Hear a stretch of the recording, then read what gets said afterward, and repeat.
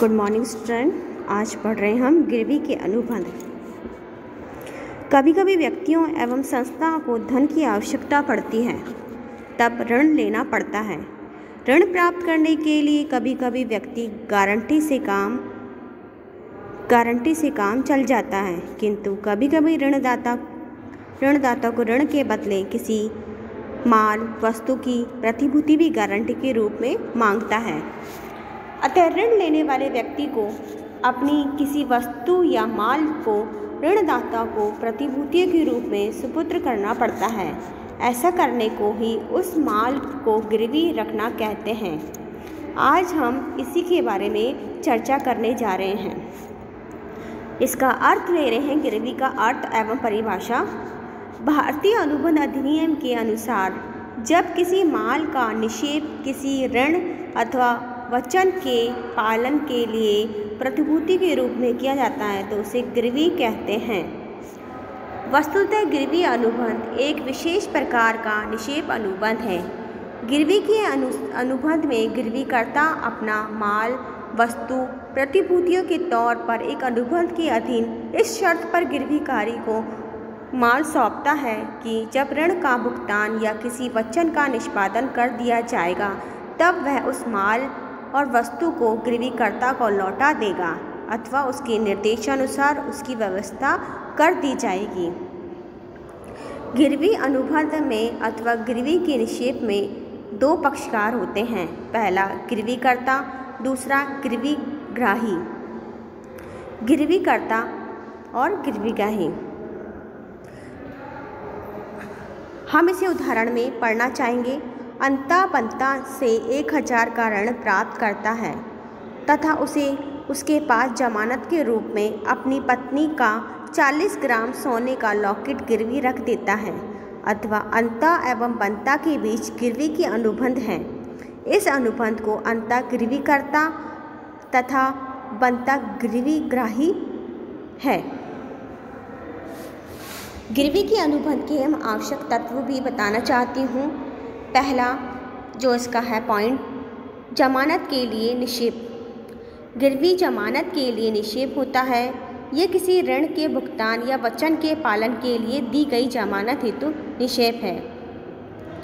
दूसरा माल, गिरवी माल की ही होती है। माल में सभी चल संपत्ति, मुद्रा तथा वाद योग्य दावों को छोड़कर सम्मिलित है। तीसरा पॉइंट है विद्वान माल। गिरवी विद्वान माल की ही होती है। यदि माल का निर्माण नहीं होता है अथवा उत्पादन नहीं हुआ है तो ऐसे माल को गिरवी नहीं रखा जाएगा। गिरवी रखी जाने वाला माल गिरवी के अनुबंध के समय निश्चित या पहचान योग्य होना चाहिए। तीसरा पॉइंट है विद्वान माल। गिरवी विद्वान माल की ही होती है। यदि माल का निर्माण नहीं हुआ है तो उसका उत्पाद नहीं हुआ है तो ऐसे में माल को गिरवी नहीं रखा जाएगा। गिरवी रखा जाने वाले माल को गिरवी के अनुबंध के समय निश्चित या पहचान योग्य होनी चाहिए।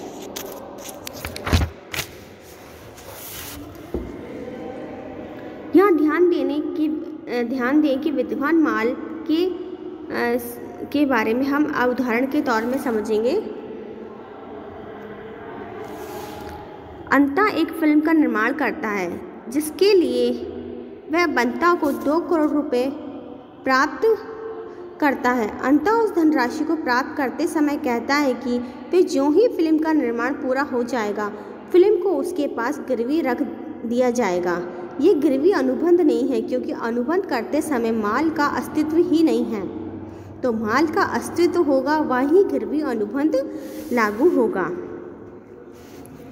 माल के अधिकार का अंतरण या माल की सुपुर्दगी। चौथा पॉइंट है माल के अधिकार का अंतरण या माल की सुपुर्दगी। गिरवी के अनुबंध के लिए माल के अधिकार का अंतरण होना आवश्यक है। चाहे माल के भौतिक अधिकार का हस्तांतरण न हो, किंतु वैधानिक अधिकार का अंतरण होना आवश्यक है। माल का अंतरण रचनात्मक अथवा भौतिक अथवा सांकेतिक किसी भी रूप में हो सकता है। अर्थात माल की बिल्टी देकर माल का वैधानिक सुपुर्दगी दी जा सकती है। यहाँ हम एक उदाहरण के तौर में समझना चाहेंगे। अंता एक सिनेमा हॉल का मालिक है।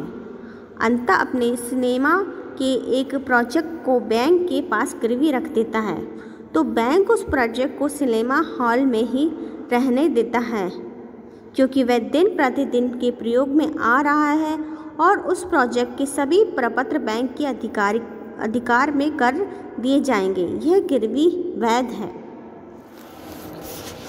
ये गिरवी अनुबंध होता है। और निक्षेप अनुबंध और गिरवी अनुबंध में भी मैं आपको अंतर बताना चाह रही हूँ। निक्षेप अनुबंध हमने पढ़ा था बच्चों। निक्षेप अनुबंध जो हम दैनिक जीवन में हर रोज़ कहीं ना कहीं इस अनुबंध को प्रयोग करते रहते हैं। किसी को पेन देना, किसी से पुस्तक लेना, या किसी चीज़ को छोटी मोटी चीज़ें उधार लेना फिर वापस कर देना, तो ये निक्षेप अनुबंध में आता है। पर यह निक्षेप अनुबंध और गिरवी अनुबंध में हम छोटा सा अंतर यहाँ देखना चाहेंगे। गिरवी अनुबंध और निक्षेप अनुबंध में सबसे पहला अंतर मैं लेना चाहूँगी।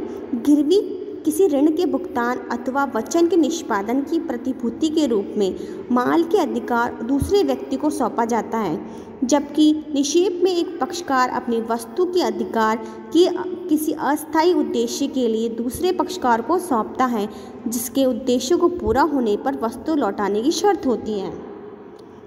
दूसरा पॉइंट है इसके अंतर में, गिरवी का उद्देश्य ऋण के भुगतान का या वचन के निष्पादन का विश्वास दिलाता है, जबकि निक्षेप इसका उद्देश्य निक्षेप ग्रहीता अथवा निक्षेपी दोनों में से किसी के भी अथवा दोनों के उद्देश्यों को पूरा करना होता है।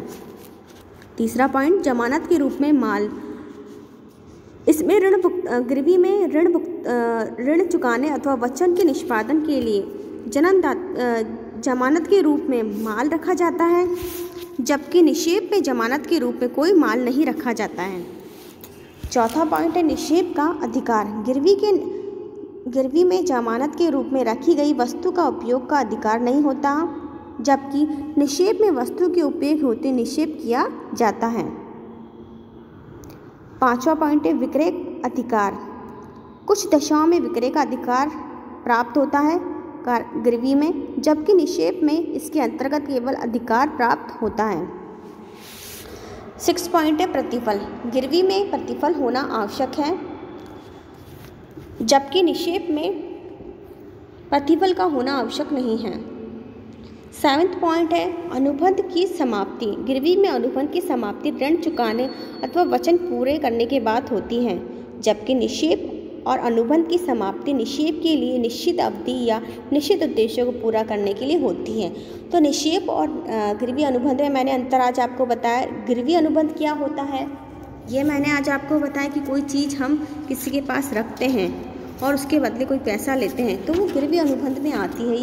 ये जो सब चीज़ें हैं ये हम गिरवी अनुबंध हम व्यावसायिक रूप में कैसे इसका उपयोग करते हैं और भारतीय अनुबंध अधिनियम की धारा में इस गिरवी अनुबंध में क्या क्या नियम हैं वो मैंने आज आपको बताए। आज के लिए धन्यवाद।